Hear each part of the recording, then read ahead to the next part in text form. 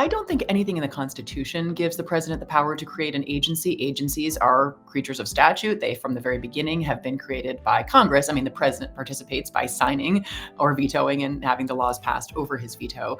But unilaterally, presidents can't, under the Constitution, directly create agencies ex nihilo. But Congress can give the president some authority, and in fact, it has given the president some authority to establish what are known as temporary organizations within the executive office of the president. So that's EOP, is the sort of larger umbrella within which the White House resides, and within which several other small kind of agencies, EOP agencies is how we think of them, also reside. So that statutory authorization is the basis for the executive order that created DOGE.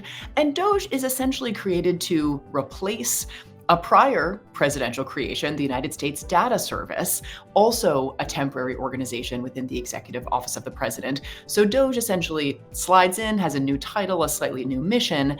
But if what it's doing is studying and recommending improvements to, either data services in the context of the predecessor entity or efficiency kind of writ large in the context of DOGE, there's nothing in what I just described that is wildly unprecedented or legally dubious. I think where the problems come in is the actual kind of power that DOGE appears to be exercising.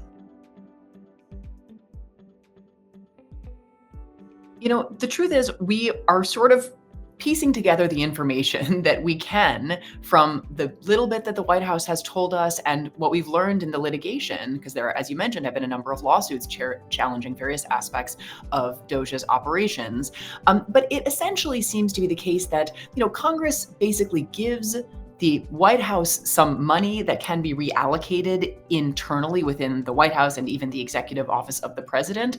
And so it is not, again, as though because the president has created this thing out of thin air and there is not actual money to pay the salaries. It essentially seems to be so there is money that goes to salaries of White House and executive office of the president employees. And so shifting around the kind of, shape and contours of that internal White House operation is something this president and every president really has done. So some presidents want to put more bodies in the White House counsel's office or in the domestic policy council or start up a council on gender equity or, like different White Houses and different presidents have had different priorities, and Congress does give the president a decent amount of internal wiggle room. So I think what we are seeing here is essentially some shifting of, kind of salary heads into this column, and maybe most or all of them were actually already there under the auspices of, again, the predecessor USDS, and that's where the funding for the salaries is coming from.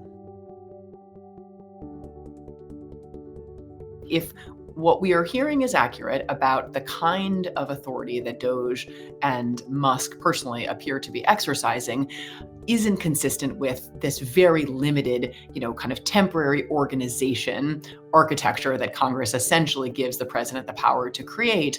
And again, the data service predecessor was, kind of doing studies and recommending sort of lots of digital improvements. I'm sorry, digital service, not data service. Digital service was the predecessor entity. And so I think, again, if studies and recommendations were all the DOGE was doing, this would be fine. But what it appears to be exercising is vastly broader and deeper and bigger authority than that, right? Authority to essentially, reorganize, penetrate the sort of deepest recesses of federal agencies. It does not appear that DOGE directly is giving commands, at least as a technical matter, to the federal workforce, but it at least appears to be sort of the sequence of events that we saw, just within the last 48 hours, which is essentially a public announcement from Elon Musk that federal workers would need to, respond to an email essentially eliciting an explanation of or a description of, a bullet point description of the work that they had done in the previous week.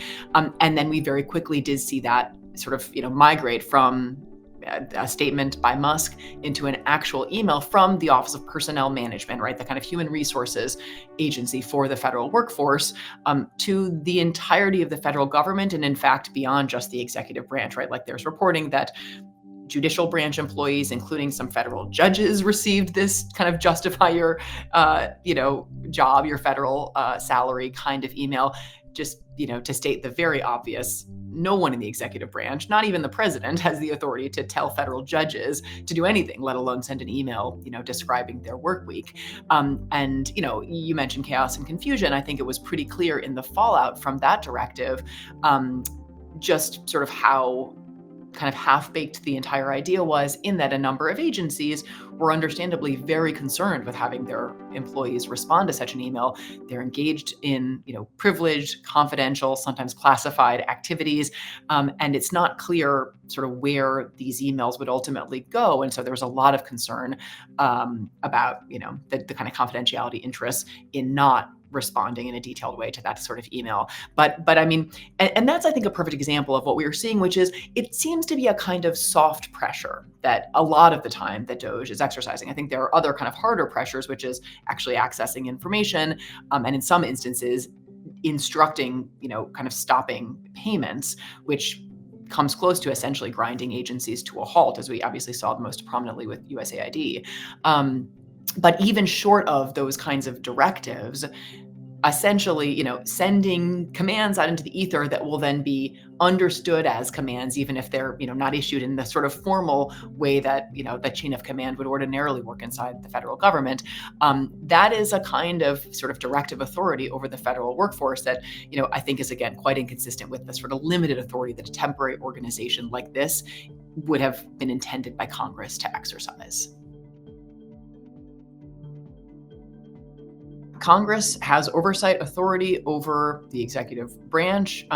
It's not something that the Constitution expressly gives to Congress, but it has always been understood that incident to Congress's actual enumerated powers, including, most importantly, its power to legislate, is the power to gather information about the way that the statutes that it passes are actually being implemented, in order to consider potential statutory changes, in order to assess how the money that Congress appropriates is actually being spent. So for all these reasons, Congress has to have the ability to conduct oversight. The power of inquiry is what the Supreme Court has called it. And absolutely, that oversight or inquiry authority extends to every entity in the executive branch, including DOGE. I mean, I guess the one potential qualification is there are limits to how much Congress can intrude on the actual kind of White House and the president personally. If we're talking about deliberations involving the president, there could be questions about privilege that might attach, but that sort of comes down the road. As an initial matter, absolutely, Congress has this power. Is it exercising this power? And the answer seems to be very much no. And, I think our separation of powers system has built into it an assumption of institutional self-interest and loyalty that sits uneasily with our present polarized moment, in which kind of partisan loyalty seems to supersede institutional loyalty. So when you have the president and one or both houses of Congress controlled by the same party, you have definitely seen, I think this is the starkest example, but you have seen it in other instances as well, very, very little appetite for meaningful and aggressive oversight of the executive branch by the president's co-partisans in Congress.